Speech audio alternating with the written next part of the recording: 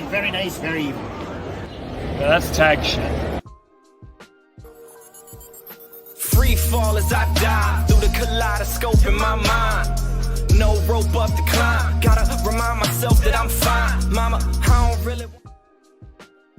What up, Tag Nation, and welcome to another edition of Hot Tag with 2/4 of the Fatal 4-Way of the IWC. You got myself, Scooter Ray, and you got the man who keeps hitting the rungs, who you know that proverbial brass ring is right there, and he keeps just batting at it, but you know it just keeps getting pulled away from him.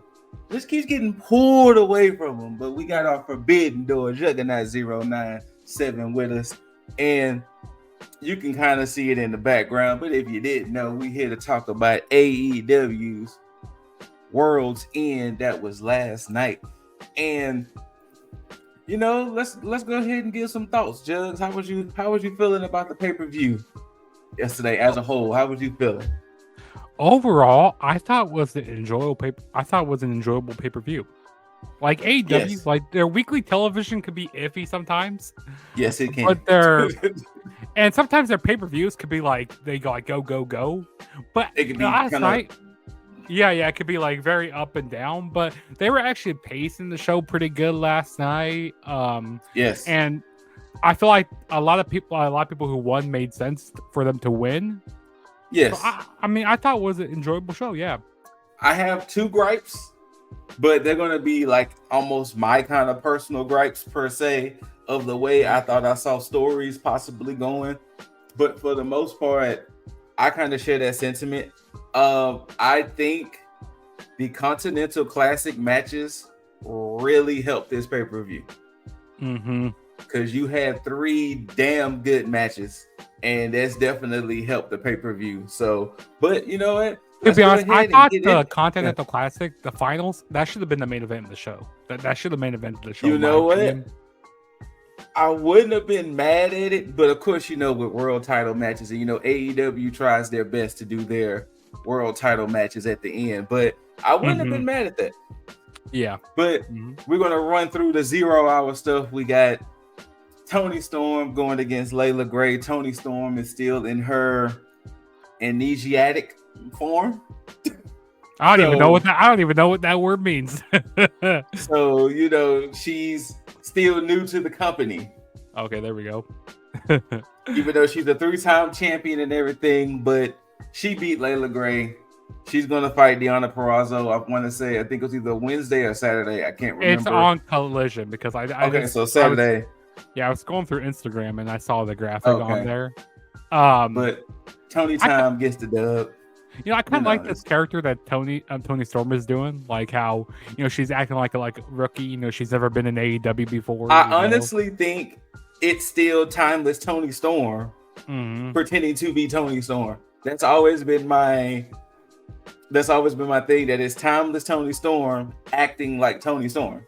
You know, and that's why she's new to everything. I hope this Toni Storm ends up getting a title eventually. She needs one. She needs a title. I can see it. And then the next up, we had Jeff Jarrett, QT Marshall. Jeff Jarrett wins. I mean, what's the point of this? I mean, they had that stuff on the Ring of Honor, you know, at Final Battle. Like they were kind of explaining it, and I was just like, okay, whatever. And then we had the team of, as Dizzle like to call it, the Murder Machines with Kung Fu Action Grip of with Action Andretti, Leo Rush, and the Murder Machines, which is Brian Cage and Lance Archer, versus the Outrunners, Truth Magnum, Turbo Fluid, and Top Flight, Dante and Darius Martin. Now, I missed a couple of episodes of Collision, and I think an episode of Dynamite. Had I known that Action Andretti and Leo Rush was #1 contenders, I would have went for that team. Well, actually, I don't think they were made. Well, since they got the win last night, you know, I think since they pinned, who was it? Who they pinned? Since they got the pin, they made them like the #1 contenders. Well, no, private party. There was a match. There was a tag team match between Andretti and Rush versus Top Flight And I think they said the winner of that team was supposed to be the number one contenders. Oh, really? I guess. Yeah. I guess I must have missed it. Maybe it might have been on a Collision. I think it might have been on Collision because I don't watch Collision. I think it was on a Collision. It had to be on Collision because I haven't missed a Dynamite.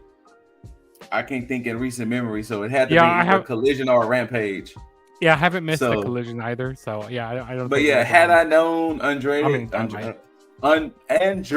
and Rush were the number one contenders, I would have went for the team, as Dizzle called the Murder Machines with Kung Fu Action Grip, which by all means is one of the best team names ever. Welcome everybody, your still current Tag in the Bank and Tag Predictions champ, the man who, like I said earlier, as Jugs keep reaching for the brass ring, he has a secret man in the background raising the briefcase, a la Stone Cold, and set up for him to just seal that victory. But yeah, I'm telling you, man, a win so spectacular, I had to come in here wearing color. Wow. But you're here just in time because we're now kicking off into the main show, which it started off with the finals of, which was the Gold or the Blue League with these two gentlemen. Well, it was they were doing because Will Ospreay, he was the runner-up in the Gold League, and then Kyle Fletcher was the winner of the Blue League. Oh, okay, so that's how they did it. Okay, it was weird how they did it this year. Like, I didn't like how they did the three the semifinals and the finals on here. I'd rather have just had the finals. But actually, now that I'm looking back at it, I think with them having it on here, I think that's what made the show better for me. Personally, now I'm looking back at it. Now I'm looking back at it. It makes the show a lot better. Yeah. But yeah, so you had the finals between Kyle Fletcher, the Protostar, Kyle Fletcher, and the aerial assassin Will Ospreay. And I had one small gripe personally with this match. I would have enjoyed it a lot more had we just not seen these two last month go at that pay-per-view. If it was a little bit of time in between the fact that they just had that great ass match last month and they're kind of having to run it back this month, then it was like, okay, I have no choice but to go with Ospreay on this one. Like, I doubt if he was going to lose 2-0 to Fletcher, but nonetheless, great match. I still enjoyed the match. Fletcher is definitely a person who's growing on me, I would definitely say, because I wasn't familiar with United Empire and Aussie Open like that, but seeing Fletcher by himself, unfortunately, with Uncle Don, hey, why is more and more reasons Uncle Don is giving me reasons? Look, I don't even call him Uncle Don now. Oh, God, no. Oh. But more and more seeing what Uncle Don is doing with Fletcher and Takesha, I can't help but to, salute that. Maybe the Murder Machines, I don't know yet, but at least with Fletcher and Takesha, I can't be mad at them being under the wings of Don Callis. That's right. You show that respect, man. You show but all y'all that. Take it away. What did y'all think of Fletcher and Ospreay in the finals? Well, semi-finals, sorry. I think it makes sense. It did. Because ultimately, I do believe that the underlying storyline within this is Will Ospreay's rise to whether it be the main title or just him becoming a bigger star. So him going up against Kyle Fletcher is just another stepping stone. It does help Kyle Fletcher, which is why he won the last match that they had, but also to get him to go up against Okada in the finals. Mm-hmm. And I think it made sense for him to lose. I mean, we'll get into that as well, but it all made sense. And I think that it's really good storytelling, which is far and few between right now for AEW, but I think it is. Yes, because I want you to put a pin in that, because when we get to that main event. But yeah, there's not much really to say about the actual in-ring stuff because You have two friends, and again, Scoot says it countless times. Friends always put on the best matches against each other. Yeah, so, exactly. It's a no-brainer, and I think they killed it again. And they did put up the 1-1, so there's going to be a part 3 at some point. So, I'm ready for that. Just not so soon. Yeah, so soon. You know, to be honest, I like their match at Full Gear a lot better. And also, dude, this match was like so brutal. Like, it was like, I don't think it was even 5 minutes in, and Will Ospreay, he was like gushing down so much blood. Like, man, he must have bladed a lot. Because I mean, I think if he bladed, then he did it 3 times on his forehead, because he had 3 slashes when he did his interview with Renee. Yeah. So. But yeah, I mean, it was a brutal match. I mean, also, when he does those, the style clashes, or the like phenomenal forearms and stuff like that, when he does that type of stuff, you know what? I want to see a Will Ospreay and AJ Styles match. I want to see AJ Styles come to AEW, just just for one time. I just want to see that happen. Have one round in AEW. That'd be fun. But as we mentioned, the aerial assassin gets the dub, so he will be going to the finals. And who would he be going against? I mean, it was pretty much put stone. Kazuchika Okada is somewhat defending his Continental Classic championship because he is the current champion, and he's going against Ricochet to determine who's going to go to the finals on that side of the board. And this was no-brainer. Like, there was not at one point in this match I thought Ricochet was going to win. Not one point. I mean, it was a good showing. It was cool and all, but not one point that I think Ricochet was going to win. Yeah, like, I'm in the same boat. Yep. Like, not one point. And if we can go ahead and fast forward, after Okada beat him with that Rainmaker, we hear the sweet tones of Swerve Strickland. And he comes out and was like, well, congratulations, Ricochet, because you made it just as far as I did. And since you wanted to run your mouth and pop all of that shit, I told you I was going to embarrass you and I was going to make it big. So Prince Nana proceeds to, with a cart, throw out toilet paper to the front row. And on Swerve's count, they all proceeded to just rain toilet paper at good old Trevor. And it was like, damn. I definitely see Ricochet. I definitely see him joining the Hurt Business eventually. Like, I think he's, it's gonna make him more of like a darker character. He's not gonna be so like doing this goofy type of stuff anymore. He's gonna be goofy ass laugh is just like, there was something there was something that I saw on, I think it was X. It showed like Ricochet. He was doing something at Burger King or something. He was putting fries in bags. It was like hilarious. Just put the fries in the bag, my guy. But so, as predicted, your finals is going to be Okada versus Ospreay for the Continental Classic Championship. And next up, arguably the worst match of the night. I'm sorry, and if you disagree, y'all can let me know. For the Dynamite Diamond Ring, we have the current holder, MJF, defending it against Adam Cole, baby. And I was waiting for this to be over with. Y'all can have y'all's opinions, but I was waiting for this to be. It was like, okay, let's just move on. Yeah, I was so over this feud. It's just been like stop and start.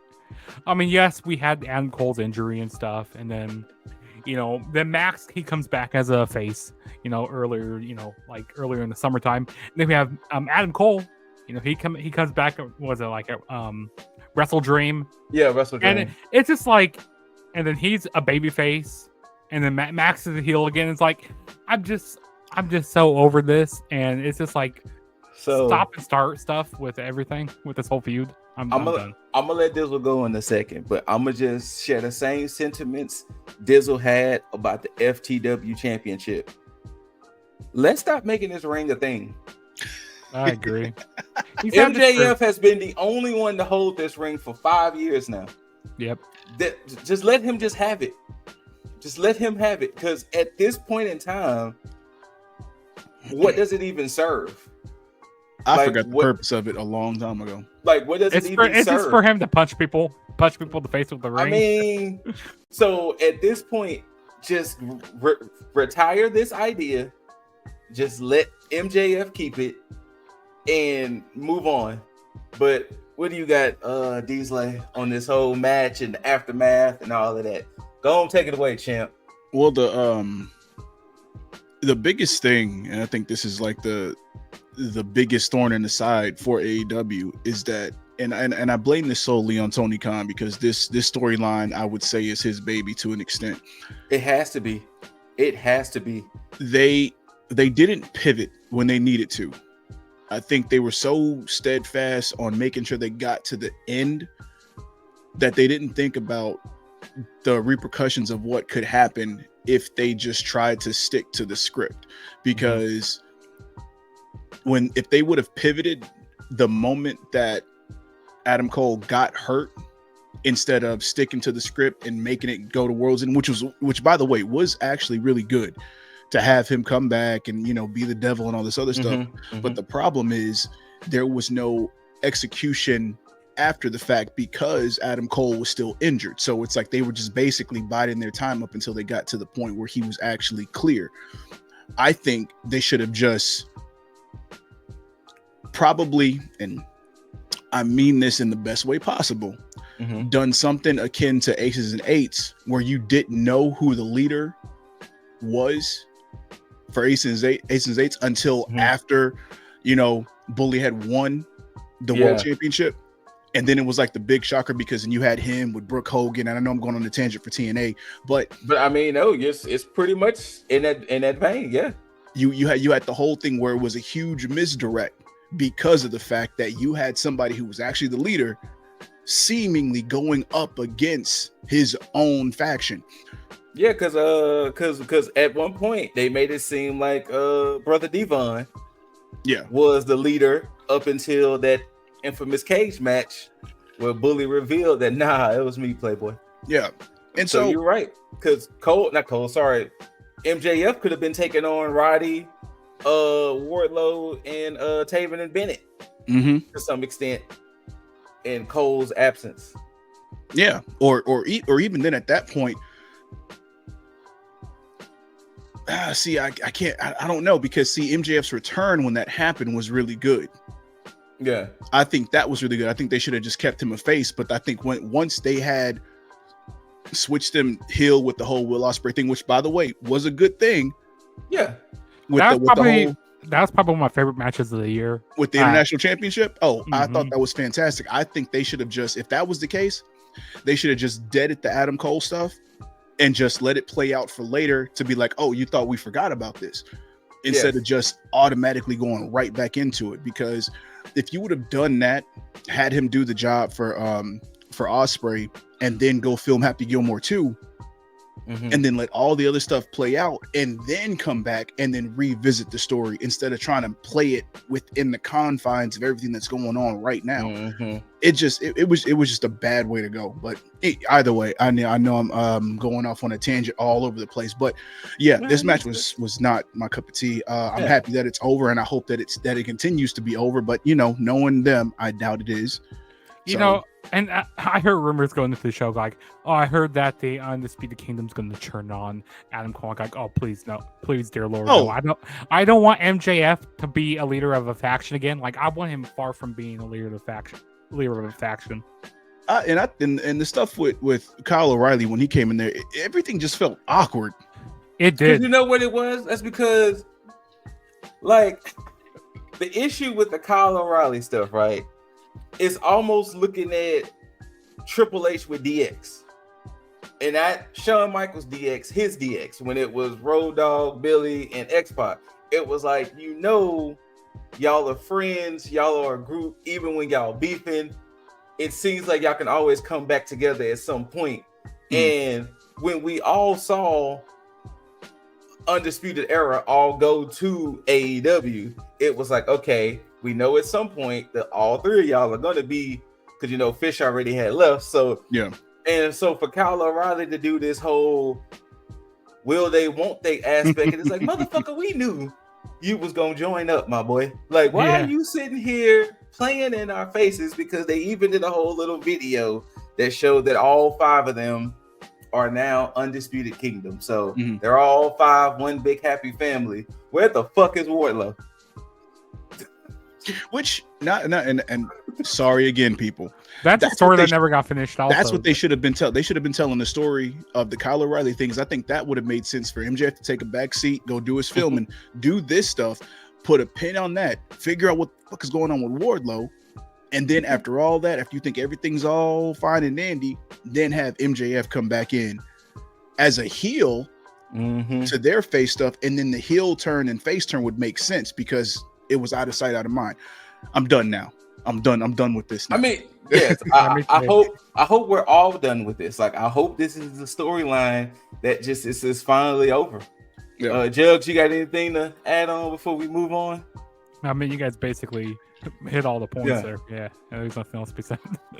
All right, Jugs, I'm gonna let you take this next one away after I introduce it, since this your girl and we have in a Tijuana street fight for the AEW Women's World Championship. You got Mariah May defending against Thunder Rosa. Jugs, don't take it away. Don't take it away. This was definitely a match, you know. I mean, I don't really know. Like, I thought I was expecting a lot more out of this match. I don't really know what I was expecting, but I mean, Mariah May, she is still your AEW Women's Champion. She ended up doing was it hitting a pile driver through a table? Was it that? Something like that. Yeah, it was some kind of weird pile driver where she winded up on top of Thunder at the end. So it was something weird. I mean, yeah, it was a cool match, but like we knew that Thunder Rosa wasn't going to win this match here. We just knew it. I like that thumbtack spot in the match. I mean, that was cool. You know, with the whole pinatas and with the whole pinatas and all that was cool. I don't know. There was something I was expecting more out of this match. I don't know. You know what it? Go ahead. You know what it is? Like, if we're really being honest with you, if we're looking at Mariah's whole championship reign, and this is since beating Timeless Toni Storm, there's only been one opponent that actually somewhat made sense, and they kind of brushed past it, and that was Mina.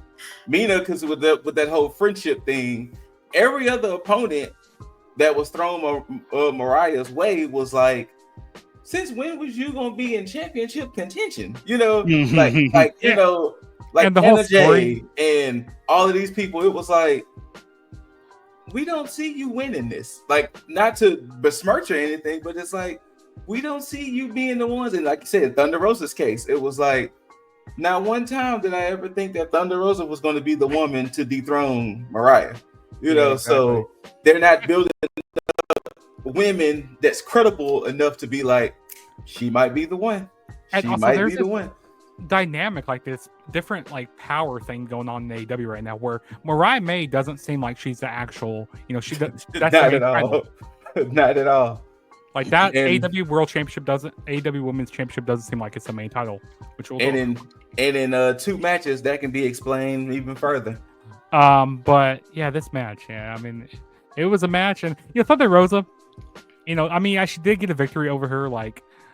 Yeah, she beat Mariah at one point, and then she also beat Mina, which she go like, "Hey, whoever wins that match, your winner is coming." Hey, she's the number 1 contender, I guess. But like, there was literally no story to this, and it's like they just giving her opponents until whomever is going to be the one to dethrone her. Which maybe it may be Tony, somebody, I don't know. I really don't know. Talking about the rookie. Yeah, the rookie. Yeah, the rookie. I want to see that rookie get that title. She's never held the title before. She hasn't. But yeah, Mariah May still your women's champion. And the next match, you know, it was a good old fashioned hoss fight, a good old fashioned meat madness, as we were supposed to. You know what Booker T likes to say? He says, "No bread, no water, just meat." we got the big boys of Konosuke Takeshita and Powerhouse Will Hobbs for the International Championship. And it's funny because when you're used to seeing Hobbs and Hobbs being this big and Takeshita being this big and seeing them together, it's like that's a lot of humanity in that ring going at it the way they're going at it. And I appreciate it because I can appreciate that it's not just a big man match and all they doing is just big man moves. No, that they're actually in there doing it. And that's how and I'm not gonna lie, there was like a slight glimmer of me that was like, do I want Hobbs to get that belt? But due to the fact of how much I'm loving Takeshita with Uncle Dunn, I didn't want him to lose the belt so soon. But yeah, I didn't want him to lose the belt so soon because once again, his presentation with Uncle Don. Cannot believe in 2024 I am acknowledging Don Callis. This is goddamn right. This is wow. Hey. This is the world's end. This is the world's end. But fellas, what y'all thought of Takeshita versus Hobbs? Go ahead and paint this picture for everybody. Go ahead, Picasso. I was about to say that. Go ahead, Picasso. Will Ospreay, Kyle Fletcher. Banger match. Okay. Will Hobbs, Konosuke Takeshita.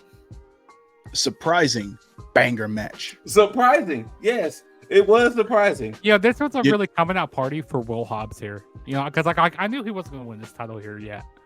But this was like, hey, can he really, could he, potentially win this title someday? Hey, this was a coming out party for him right here.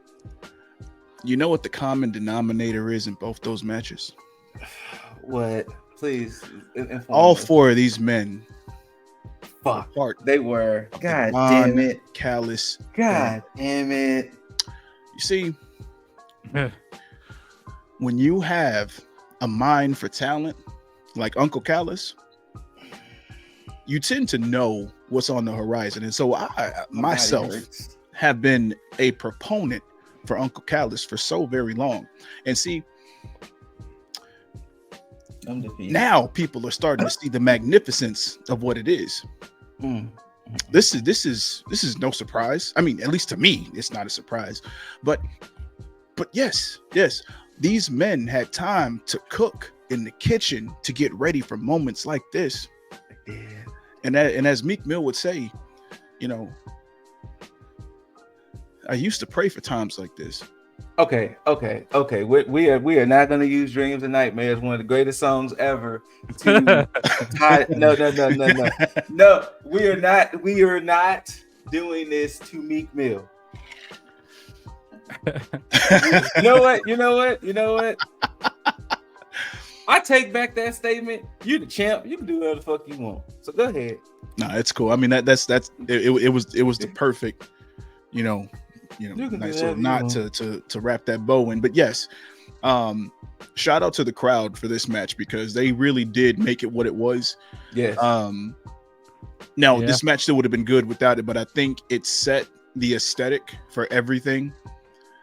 Because of course, a good crowd can make your match go up 2 notches easily. And I think the fact that they supported them, even when you had that slight botch, which actually, I mean, it was a botch. I mean, let's be clear here, it was. But at the same time, they rebounded, pivoted, got back up to it, and went back to the turnbuckle twice. But the crowd saying "Please don't fall" and chanting that was fantastic. You got 2 6'4" men's. I mean, you know all the sweat on those ropes. All the blood that's been on those ropes that night. Yeah, like them some big boys on there. So yes, please don't fall. Yeah. So yeah. Also, there were a few near falls in the match. I go like, hey, maybe Will Hobbs could take it. Like there are a few near falls like, oh wow, I thought he was gonna win. Like I said, that was a small percentage of me. Yeah, but I gotta give Konosuke his flowers there. Yeah, he's like really I said, I am loving Konosuke. Like, and I mean, of course, I went for Takeshita anyway. But of course, had I known he was supposed to defend his belt this upcoming weekend, then for sure, like, yeah, he's supposed to be defending against Shingo. Yeah, Shingo. Yeah, Shingo Takagi, yeah. So yeah, had I known that, I definitely, but for sure, like Takeshita was gonna keep it. One thing I will say, and I do appreciate this, was the finish of this match. I think this probably have been the best finish of the entire night, and it helped Hobbs in the best way. Mm-hmm. I'll say my favorite finish, because the next match, I think it's the next match. What probably was my favorite finish, but yeah. Speaking of the next match, but yes, the finish for this actually made Hobbs look really good. For him to go into the guillotine, choke him out, and then to say, nah, that's not going to do it, and then go into the actual finish for the pinfall. Yes, as Scoot would say, chef's kiss. Just yep. Yeah.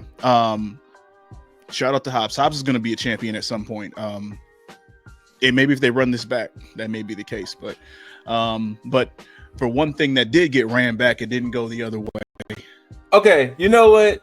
We're here. I have one question. How the fuck did you know? How did you know? So the next match for the TBS Championship, Mercedes Moné, Kris Statlander 2. How the fuck did you know? Okay. Please inform us too. How did you know? Okay, one, this isn't a surprise from me, because I am the resident dark horse pick. It happened with Swerve at one point. It happened with a bunch of other people at other points. This is what I do. I'm able to survey the landscape. Everything would tell you that Statlander is supposed to beat Mercedes. Okay. However, there are tidbits that make a lot of sense here. One, Mercedes is undefeated. That's why I went for Statlander. Me too. She is the defeater of undefeateds. And now also think about this. How did this match come to play? The first time or the second time? No, the second time. Shit, I halfway don't remember. Other than her just saying, there was literally no story. Her just saying it. I was about to say, didn't she just say, "Hey, I got next"? Like, you want to run it back? Because Mercedes, basically, that the same thing that Takeshita is going through, Mercedes is also going to have a match. Mercedes is about to have 3 belts. Oh no! Oh, so the thing is, I do like that dance that Mercedes does. Oh man! So Mercedes is about to get full of herself, and she has to get full of herself for her to win. So that makes sense. She could lose to Stat in the third one. There's a possibility there. Or she can lose it to an up-and-comer or somebody that needs that push. Could be Willow. But at the same time, Mercedes has to get to a point where she's full of herself. And the thing is, she's just now getting to the point where people are starting to look at her like they looked at her in WWE, where she is good for her matches. Sense. And so the last match that they had, she did fantastic. This match, you start to see the crowd kind of turn, because before she was getting go away heat. Yeah, now she's starting to get the necessary heat on top of the adulation. Yes. So this is why I was like, and it was risky because I didn't know. They you know how TK likes to do some weird stuff, but this I was like, nah. Well, see, this is my issue with this. When I look at the name of the pay-per-view and I look at some of these matches, you think to yourself, what better way to have your world ended, per se, than to lose the TBS Championship and your undefeated streak? Or hell, even MJF, you have your world ended, per se, by losing the Dynamite ring that you've been holding on to 5 years, but it was whatever. So that's the reason. And plus, you know, since they ran it back, it was like, okay, most likely Stat's gonna take it because they ran it back. But yeah, hey, I was actually surprised at how much I actually enjoyed this match. You know, I'm not a lot of fans, you know, like they were complaining about, you know, how that what's that other match? That the match that they did at Full Gear went under like 20 minutes. So you know, this match got like nearly about 25 minutes in this match here. Okay. Like they really tore the house down with this match. Like I think this was one of my matches of the night. It definitely is for sure. Like it's definitely one of my. It's in the top 5 of the night for sure. Like I thought, I might need to be sent to jail. Oh Lord! Also, you know, Judge is about to have a residential stay in horny jail. Like no, Kris Statlander, Mercedes. Oh like, my God, shucky ducky quack quack. And see, look, he quoting Booker T and shit. Yeah, he about to have a permanent home in horny jail. Just lock me up. Like he's about to just be reporting live from there just all the time. He ain't gonna be at home anymore. But Mercedes gets that dub, and we move on to the finals, which we got Kazuchika Okada defending against Will Ospreay. They didn't have an updated graphic, but here we go. They didn't have an updated graphic, but here we go. Okada versus Ospreay. Now, I'm gonna tell y'all what went through my mind. And we're going to wait before we get to the end. What went to my mind was Ospreay. Ospreay being that dude. He's being, you know, you could tell that they're putting a lot of stock into him. You could tell that, you know, especially since he lost the International Championship, why not give him the Continental? And the rest of the elite lost their belts. Perry lost the belts. The Bucks lost the belts. Why not go ahead and have Okada lose his belt? Now, the moment they started that match and they was like, yeah, Okada winning this tournament could make him possibly the greatest tournament wrestler next to Masahiro Chono. Fuck! Yeah, and also, before the tournament started... That was my reaction. Before the tournament started, they were saying how Okada could be one of the greatest tournament wrestlers of all times. Yeah, like I said, the moment they said that, that's when I was like, well, I fucked up. I fucked up. The moment Excalibur, thank you. I'm about to call him Mass Face. The moment Excalibur said that shit, I was like, well, I picked wrong. But I still enjoyed the match. I enjoyed what these two gentlemen put on. And also, it made sense for Will Ospreay to go in there all beat up the way he was. I go like, hey, this doesn't clean up shit. He didn't. No, he ain't trying to wash off nothing.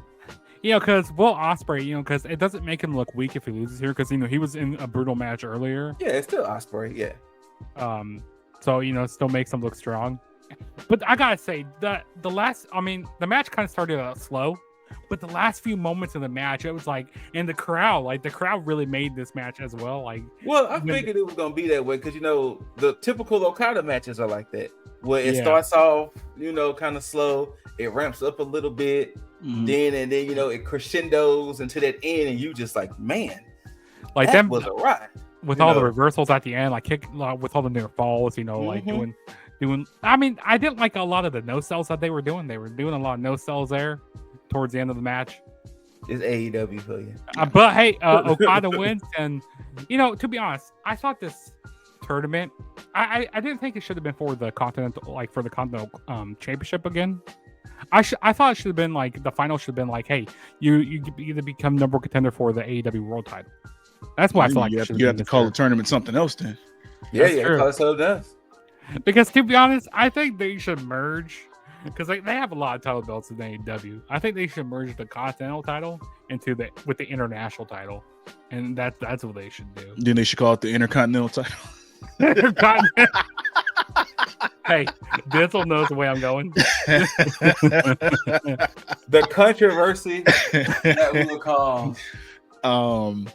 Now they're gonna be like, it's the International. Now, what you got, Dizzle? So I personally,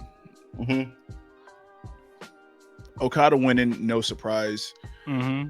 After seeing how the pay-per-view transpired, it was obvious. It was really set up for Ospreay to win. Like to have like that come from the bottom win, that whole victory where it's like you got the bloody face, you overcame the best tournament participant, well, the best modern day tournament participant in an Okada, and to have him sit there exhausted, bloody face, winning that championship, overcoming somebody who he looked up to, his mentor, his former stablemate, it made so much sense. But it also helps because, again, just like Jug said, it doesn't hurt Will Ospreay to lose this, because at this point, as far as the fans go in popularity, he's untouchable. I don't know if you could ever really paint Will Ospreay in a bad light, heel or face. I mean, he's just so good. He's good in the ring. He's charismatic. He's relatable. Everything about him just oozes superstar. And I think him actually winning where it would have been predictable and deserved, it also is something that would have, I don't want to say felt fatigued, but I think it's so predictable to the point to where it's like, oh, you expect him to win something, to win this. But the fact that he didn't also helps the story that they're telling, which of course goes back to what I was saying before, where it seems like they're actually in their bag when it comes to Will Ospreay. I mean, hell, if they're paying him a lot of money to get him over here and not to go to WWE, right, I would make sure that my pen is as steady as possible when it came to writing anything Will Ospreay related. So I don't know if I see Will Ospreay winning the Continental Championship in any iteration if it wasn't at this point. Okay. I think right now it might be time to, after they figure out this whole thing with Mox, Death Riders, and all this other BS that's happening, it's time to get the real,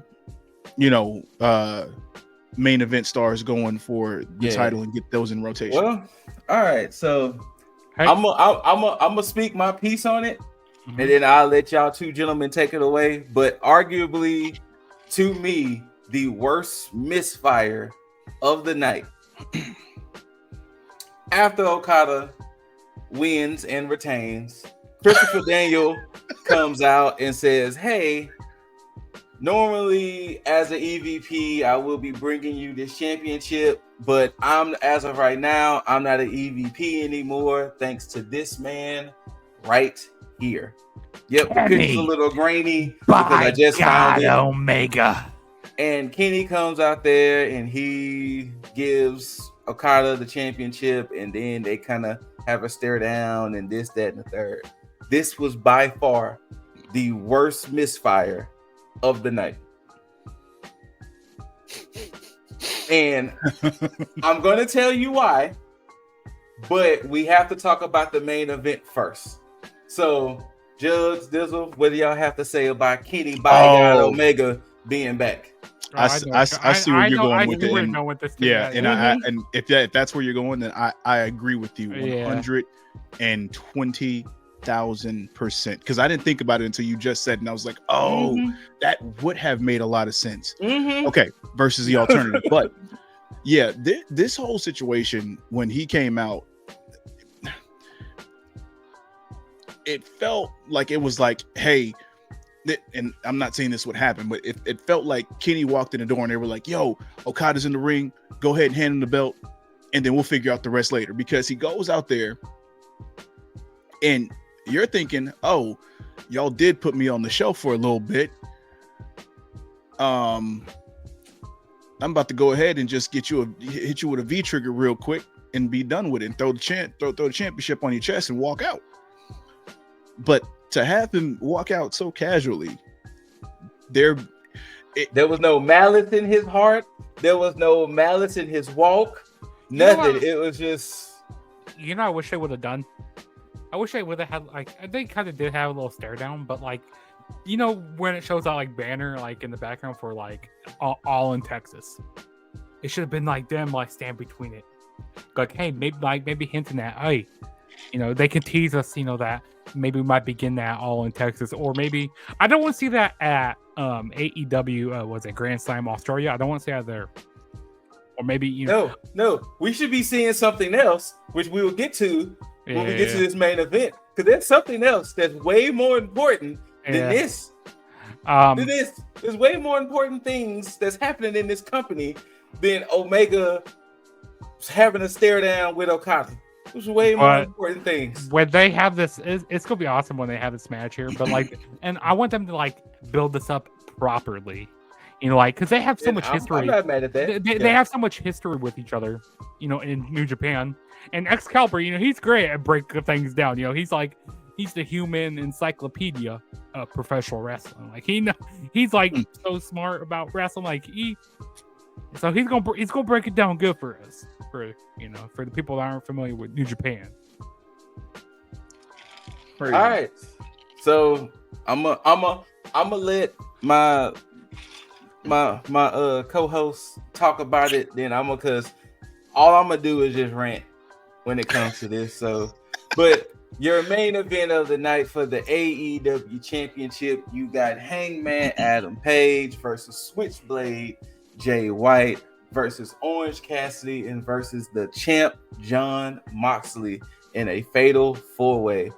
Gentlemen, y'all can take it away, and then I'm gonna rant afterwards. So. I just and correct me or point me in the right direction if I happen to be wrong, because I've half-assed watched AEW over the past couple weeks. So do we actually know what is going on with the Death Riders?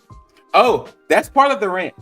So put a pin in that. I don't know what that's part of the rant. To be honest, I don't know what the end point of this whole storyline is with the whole Death Rider stuff. Oh no, it's part of the rant. Don't worry, it's part of the rant. Because I'm gonna let Scoot touch on it. Obviously, it's part of the rant. Because it seems like once they came in, they did what they did, and it's just been until next time for the past few months, and it hasn't. Don't it remind you of Retribution? Oh, Jesus. Yeah. Yeah. So I'm out. The match itself was fine. You know what? I guess. You know what? I don't even think I even really watched it, to be honest with you. I didn't really get a chance. That's to why that's why I wanted. I knew the outcome was going to be Moxley retaining. I knew that was going to be the outcome. So that's why I wanted the Continental Classic to be the main event. Because I just knew what was going to happen. Now, would have made this more better if maybe y'all keep talking, because I'm gonna find an image, because I forgot that something else did happen last night. If there was if there was a cash of some sort, with maybe a more teasing, with Christian Cage coming down, it just shows him in the sky, that skybox up there. Yeah, well, and so that was the thing, is that you have all of these pieces. That's all that you have all these pieces that fit to this puzzle, but it's nobody's putting the pieces together. It's just a bunch of scattered puzzle pieces that's on the table, and nobody's working on the puzzle. That's how I'm looking at this whole storyline, because you have things that's going on. It's we could really make something good about this, but it's because they can't figure out what's about to happen with the Death Riders, or whatever story that they're trying to tell with the Death Riders.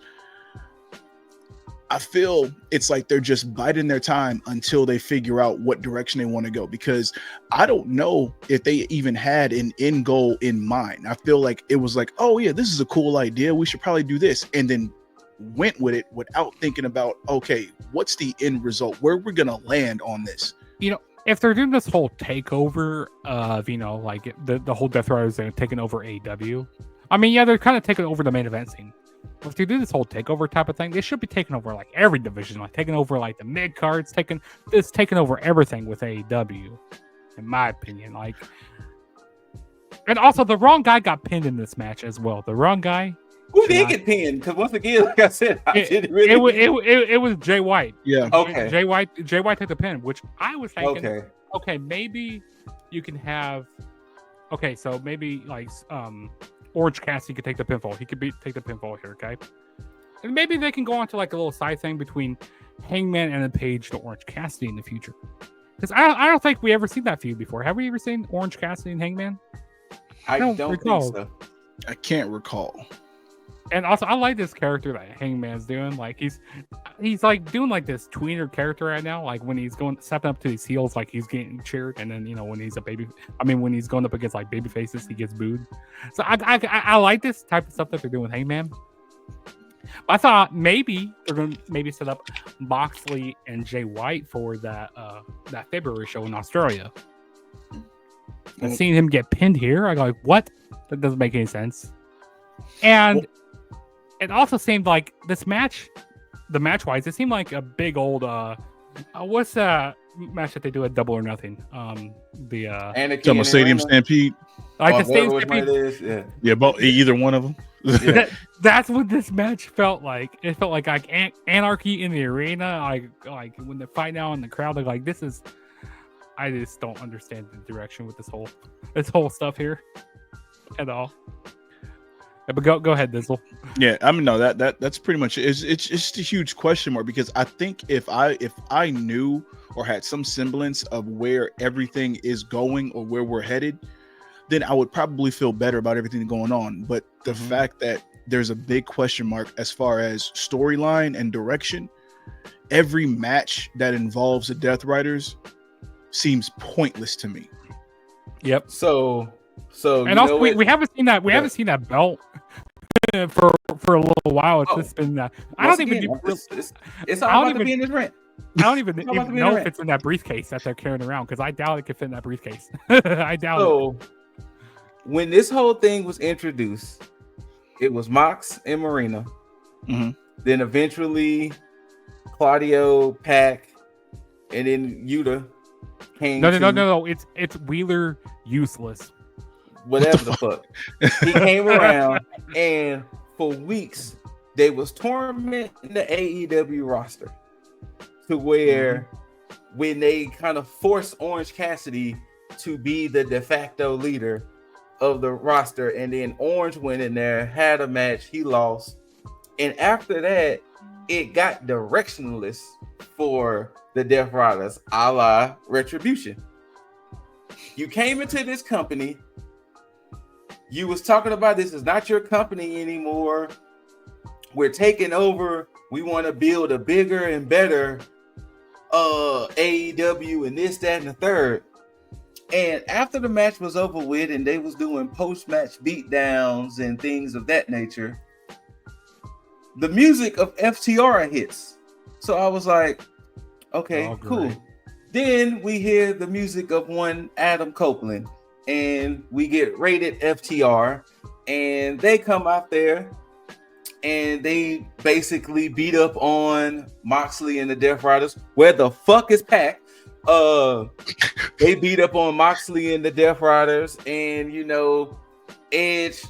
Copeland completed the hat trick because he did this to Rollins, he did it to Roman, and now he done it to Mox. He has completed the Shield hat trick on his submission, and then they make them the saviors of the night. And my whole level of confusion is like, huh? Then the show couldn't even go off the air before this gets announced.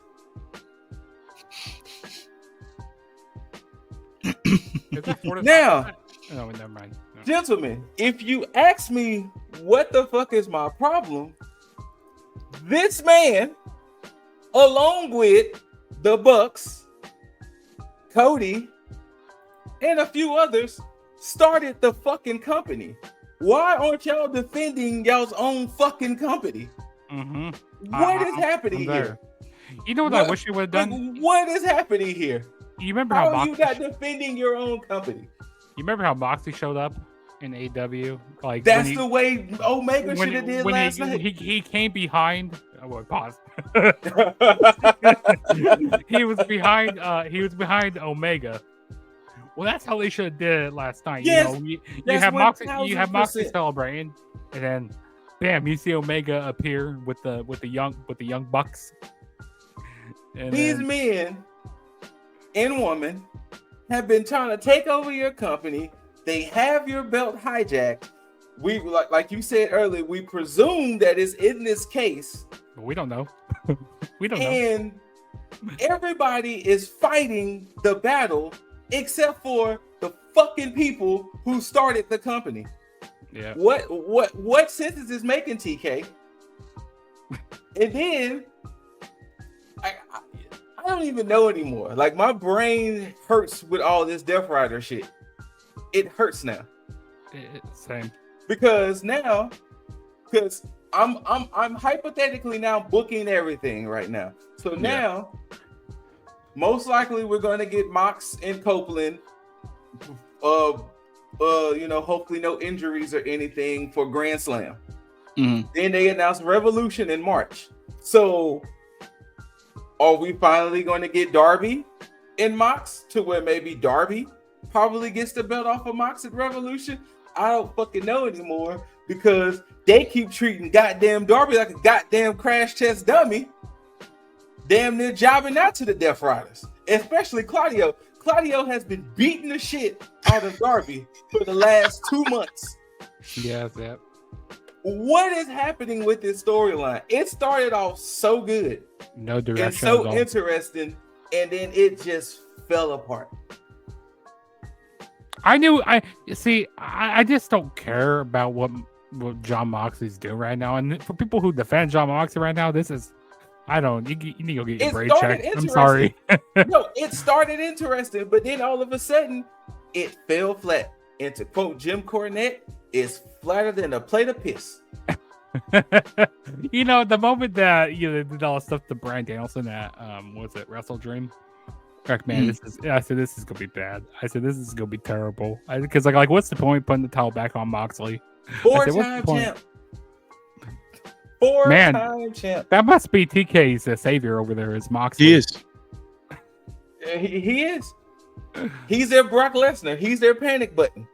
Yeah, and I have no problem with Mox winning the title. I don't either. I just really want to know what the actual plan is, because I'm literally afraid that this is going to turn into basically a huge just wet fart where it just comes out of it's my bad. This was no, you good. Because like it just came to me. You know what pisses me off even more? Look at the 6 men, maybe not Yuta. So look at the 5 men. No. It's a reason why I'm discounting Yuta. I know where you're going. If you look at the Death Riders, Mox, Claudio, and Shafir are all former WWE wrestlers. So it makes sense if they're pulling a takeover type storyline. Then you have 3 men who are all former WWE wrestlers defending a company that they didn't fucking start. When you have the elite, at least the core 4 of the new elite of the Bucks, Omega, and Perry, at least they are all AEW originals and started the company, and neither one of them are there to defend the company. What the fuck? What kind of bizarro shit are we living in right now? You know what I think? I would be happier with Christian Cage cashing in that world. I mean, that'll be fine. Honestly, you know what? I forgot about that aspect. Because at some point, I'm assuming, because this is me assuming. That expires? No. This is what's going to happen. Mox is going to beat Copeland. Darby is going to beat Mox. Cage is going to cash in on Darby. And wrong person. Copeland is probably going to circle back around. Hey, Cage, let's do this.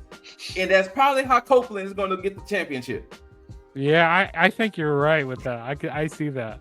But how are you running a takeover angle when the goddamn founders, minus Cody Rhodes, aren't even there to the fucking Omega shows up to get in the face of Okada? No, that's the wrong face you're getting in front of, my boy. I understand these are the men who took you out, But these people are trying to take over the company you started, and you worrying about Okada? No. In my wrestling brain, this is not making sense. Oh, absolutely not. Absolutely not. Now, because the thing is, I can see now. This is the only way I can see happening. I can see if the Death Riders ran through damn near everybody, then it was like, okay, fuck, we might have to start relying on people who they didn't start with the company, but fuck it, they here now. I can see that, but all he went through was Cassidy. Cassidy is the only person he went through one-on-one. He had to take on Hangman and Jay White all in a fatal four-way. I can see if he took them out one by one. No. This is just, I am just whatever with all of this. It's flabbergasted. Whatever. Yes. And then I think what even makes it even worse, if you look at stables that try to do takeovers, we had NWO, New World Order. We had D-Generation X, DX. We had Nexus. We tried to have Retribution, which it fell flat. That's fine. Then you give them also Bullet Club, because we're acknowledging wrestling throughout. Bullet Club. Then, arguably, in the last maybe 5 or so years in wrestling, you give them Death Riders. If that's not in a fucking amazing stable name, the Death Riders. And it's going nowhere. Amazing fucking name. It's turned into a wet nowhere. Like, what is happening? Like, this is so confusing to me right now. This is the shit. See, this is the shit that, and not to compare and bring up when y'all was teasing WWE for and praising AEW for shit, and now the shit is just because at least we can say the bloodline is still doing bloodline things. Oh, absolutely. There's still people trying to fight up against the bloodline, but they're still doing bloodline things. At one point, they had damn near half the AEW roster trying to fight the Death Riders, and it just went away.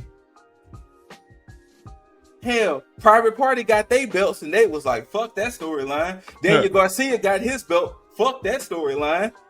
Like, what is happening? But the crazy thing is, they got their belts from people that's not even in the Death Riders. So it's like, you went off, did your side stuff, and it was like, you know what? I'm cool on that over there. I'm good. And you know what? Not to circle back, but I'm circling back. And Kyle O'Reilly, you just fucking leave a conglomeration like that? What the fuck? Oh, speaking of the conglomeration, they're not even a real faction. Don't. Bullshit. They had merch. Bullshit. Bullshit. But to circle back, but it's like, what is happening? Now it's like, hey, Rated FTR, please save the company from these mean old Death Riders. What the fuck?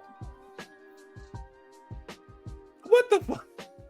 Yeah. Where the fuck is the Bucks and Omega? That should be the one defending the company right now, bro. But that's just me. I'm just a guy who, you know, just watches his things and like to talk about it.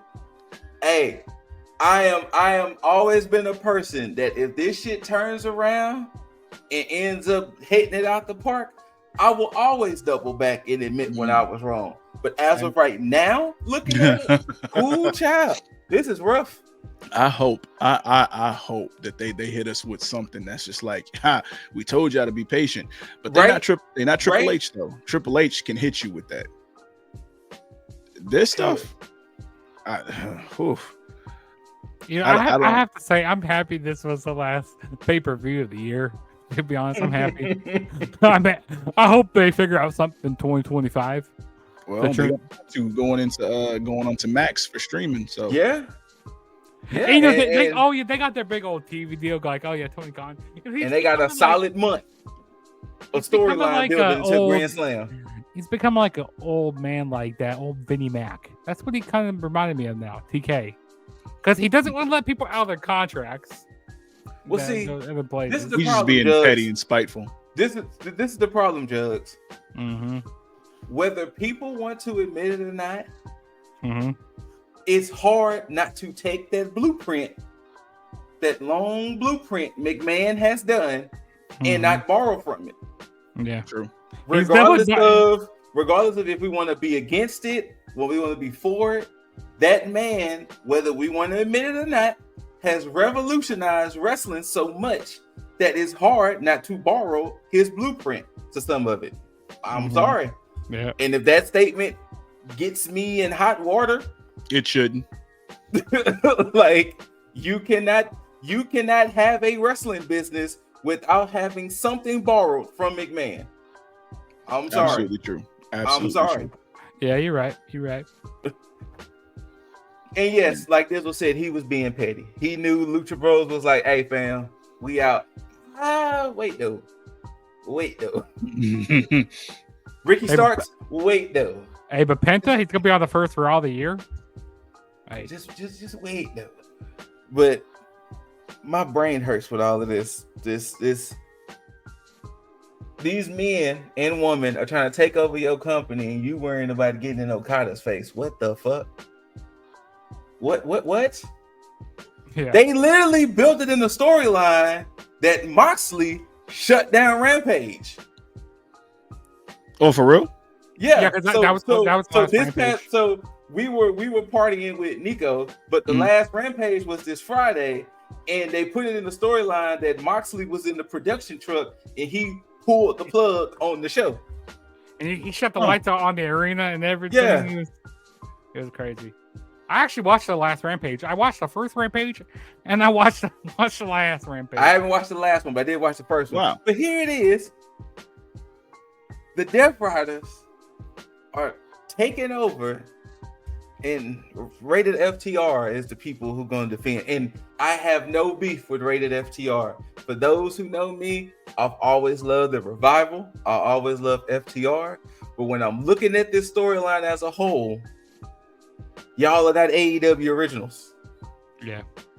Hell, I would have been okay if Chris Jericho would have defended the damn company, because at least he could say he was a goddamn original or the first champion. But no, he's too busy. Hi guys, The King of New York. be the King of New York, man. Look here, just figure it out.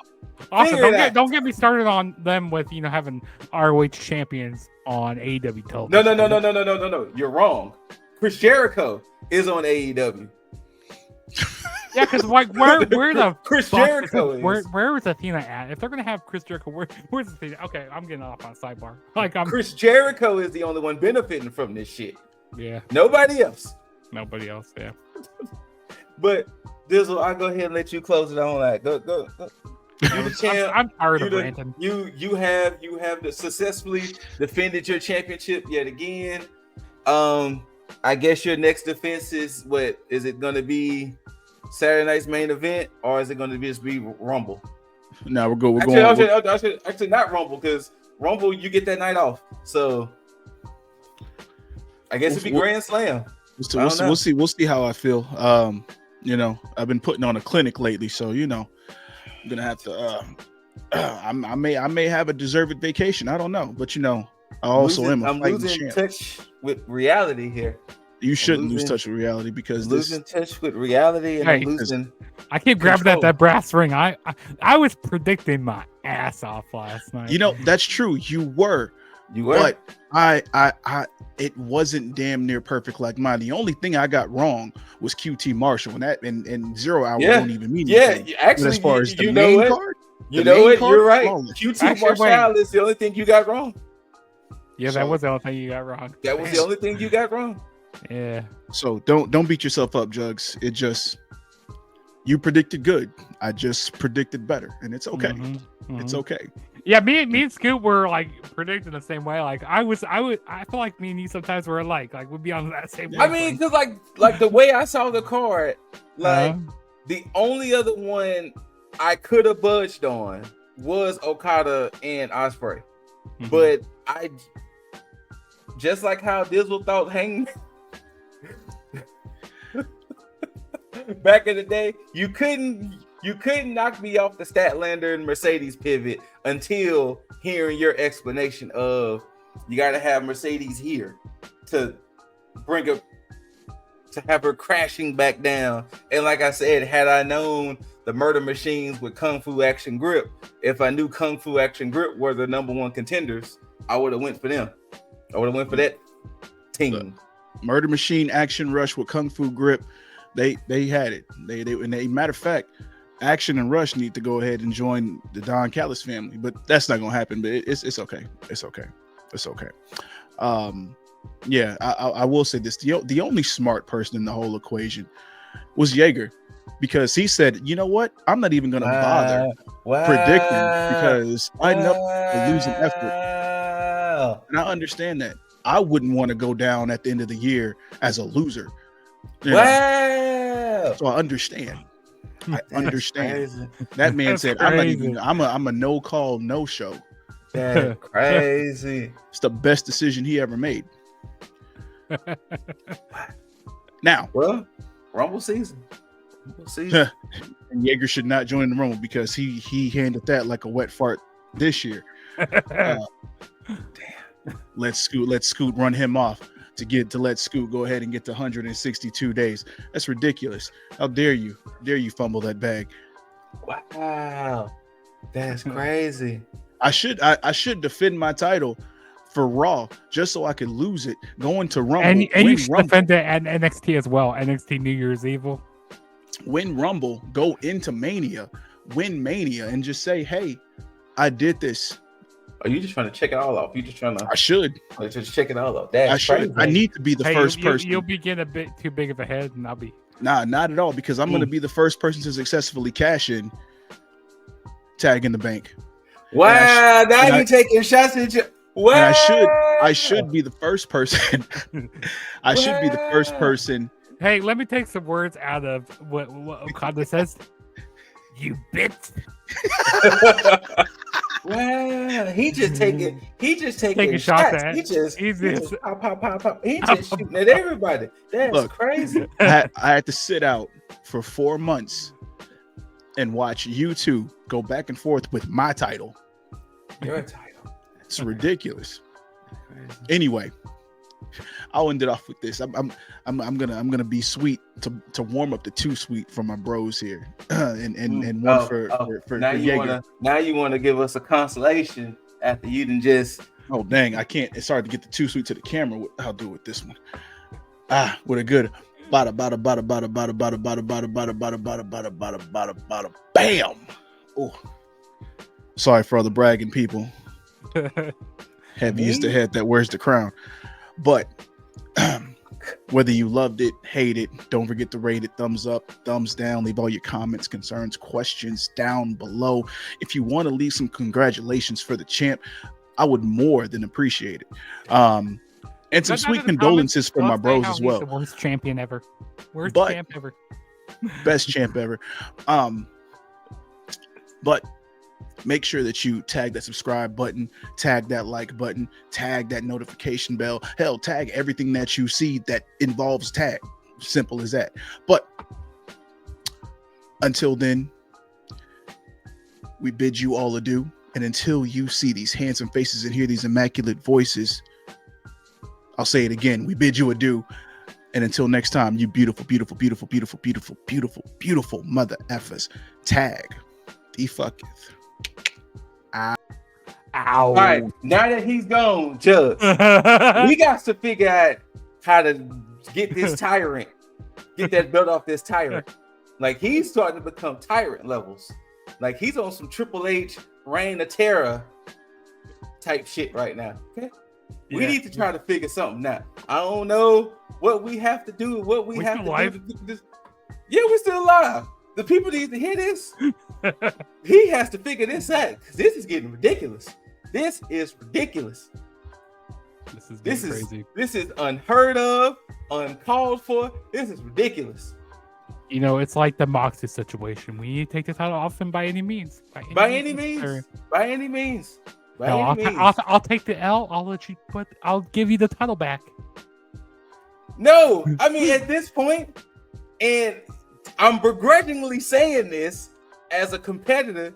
Hell, at this point, maybe you should be champ. But we got to figure this out because this is getting ridiculous. I'm a deserving champ. This is ridiculous, but you know what? We got Rumble, and Rumble is purely, well, we got to see how Dizzle wants to do a Rumble, and it's going to be purely up to chance, because if he does it like how I did it with randomizers and picking numbers, it's going to be purely up to chance, but we got to figure this out because this shit is ridiculous. This is ridiculous. But like he said, ladies and gentlemen, until next time, Scooter Ray, Juggernaut 097, that tyrant of a champ, he was here. Tag out, all that other good stuff. Peace.